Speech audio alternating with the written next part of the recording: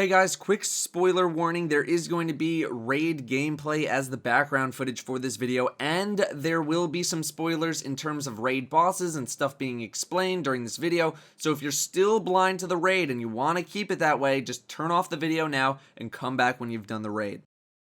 So the raid is complete, guides are done. How does Wrath of the Machine stack up against the other raids of Vault of Glass, Crota's End, and King's Fall? I think Wrath of the Machine is definitely among the better stuff that Bungie has done in terms of raid content, but I first want to quickly go over the previous raids so we have something to compare to. King's Fall was very mechanically focused, but I would relate Wrath of the Machine much closer to something like a Vault of Glass experience than I would, say, a Crota's End or a King's Fall. Crota's End just happened to suffer from many encounter-breaking issues, but I think Crota's End achieved its thematic goal of being high action like an action movie pretty well.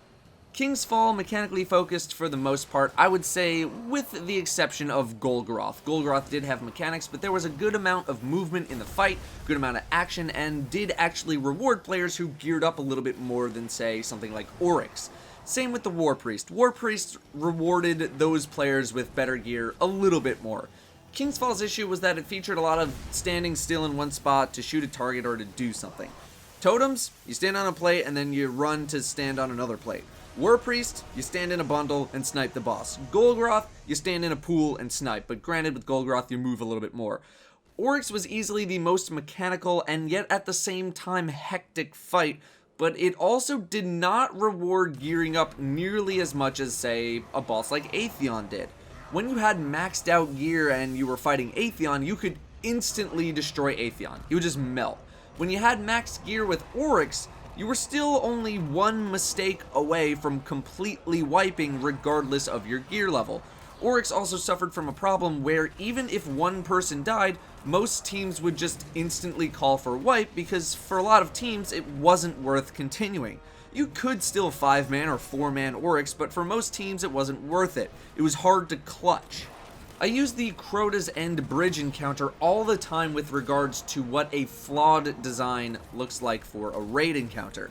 The bridge in Crota's End was flawed because it essentially set up an event where if one person failed, it didn't matter at all, but it didn't matter to a fault because having people intentionally die actually made the encounter go faster. It didn't actually make things harder. You could argue that it made things easier, but it could never be designed in a way where if one person failed, it would be a wipe, because that just wouldn't be fair. Encounters should always have a way to be completed, even if people die, even if you're down to 3 or 4 people, even 2 people. Granted, it should get significantly harder to do so, but it should still be possible to an extent. This is something that Wrath of the Machine does incredibly well. All of the fights are designed in a way where you can have those hero moments, those clutch moments. If you're down to 3 people on basically any encounter, you can still do it. You can still clutch it. Even if you're down to 2 people, you can still clutch it. The mechanics are tight enough to require very extreme focus, but are loose enough that if people go down, you can still do the fight without feeling like it's hopeless to continue. If you are skilled enough, you can do it. Out of all the raids thus far, Wrath of the Machine achieves this goal, I would say, the most. The Zamboni encounter, even if it does completely destroy frame rates on everyone's console, is a really cool experience and is something pretty unique to the Destiny raid experience. It creates this really panicky moment in the raid with a good amount of communication needed in order to complete the encounter. The only thing I think that would have made it better is if there was a third phase, like I think many people were anticipating. That's the main thing that I love about the raid though, is the heavy communication needed.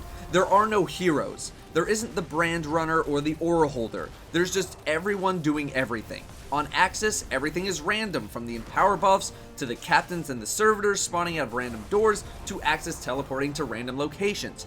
Everyone needs to know their stuff because of the randomness. There is no relying on one single person to make sure that they clutch it. Everyone can clutch it, and everyone can fail. There isn't an excuse of, oh, well, I've never been the empowered player before, or anything like that. It's going to happen to you. The Axis encounter can be as long as the Oryx fight, but is way more satisfying to do. Why?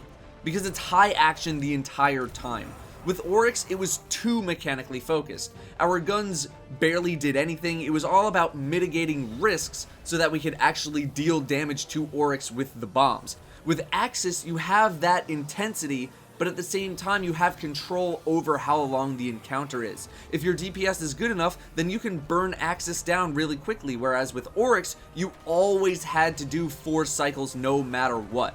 While this kept up the pressure on your team to perform and forced you to be excellent every single time, it wasn't as satisfying or as fun to do 6 months down the road. It became monotonous because of the lack of a sense of progression in the fight. You could never do it faster, so it never felt like you were becoming more skilled. With Axis, that sense of progression is back. It's the same sense of progression that you had with Atheon and Templar. If your weapons got better and your gear got better, you got better at killing stuff faster. Otherwise, the raid is built in a very similar way compared to all of the other raids. The final boss was split into 2 parts, where the first part is the majority of what you need to do for the second part, but the second part has more stuff involved. The Siva charges were present throughout the entire raid, much like Confluxes and Auras were in Vault of Glass and King's Fall, but the boss fights were all satisfying, and the Zamboni was that weird twist that's usually present in a raid as well. The atmosphere in the raid, especially in terms of the visuals and the sounds, were outstanding. Huge set pieces, big events happening. It was all really cool to see for the first time and really gives a huge sense of scale to the place, even if we still don't know 100% what is happening. I haven't gotten to read the Grimoire yet of the Dormant Siva clusters, so I look forward to reading that. The amount of secrets and hidden paths in the platforming sections was also really neat, and people are still trying to figure out the mystery of the hidden monitors too, which is awesome. I had 2 gripes with the raid, although at the moment, neither of those gripes actually have anything to do with the raid design itself.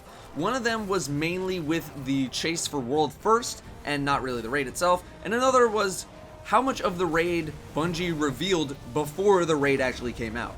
That raid trailer, and even the little bits and pieces we got in other teasers and trailers and stuff, was enough to sort of ruin a couple of things, but mainly it was the Zamboni encounter. I'm sure plenty of people saw that clip where 6 Guardians are jumping off of something really high up, and while my team still had that do we jump or do we not moment, it was kind of ruined by that clip. We saw a bunch of people jumping off of something really high up, and that looked exactly like it. If we had never seen that clip, that reveal would have been a lot more fun to experience. I would say for next time, if you're watching Bungie, to show significantly less of what you showed in that trailer. In fact, I wouldn't put out a trailer at all. I would put out maybe a 10-second teaser if you really wanted to do something, but otherwise, I wouldn't put out anything at all. I would highly suggest that for the future. Another thing was, a lot of people thought that since the raid ended up being beaten so quickly that it was really short and therefore it was immediately terrible and bad and yada yada. I think part of the issue is that, yes, Bungie designed this raid to be not as difficult as something like a King's Fall, and I would agree that it was a little bit easier than King's Fall. But I think the more significant part of the problem was allowing people to hit 385 before the raid even came out, thanks to people hoarding exotic engrams and to a lesser extent materials to level their factions and whatever else people did. Remember, 385 gear is supposed to come from the raid itself. With the first raid of King's Fall, I remember people being around 295 for that, with a lot of people being in the low 290s, where the cap was 310 for normal mode gear. Part of the World First experience is supposed to involve bashing your low-level head against a high-level boss, even if it was only a few light. As a result, a lot of groups were able to crush the place because they were probably well above what maybe Bungie expected them to be in terms of light levels. Ask people around light 365 or so, around what Bungie maybe expected people to be at for the raid, how they're doing in the raid. I'd imagine they're struggling slightly more than the people at 375 plus.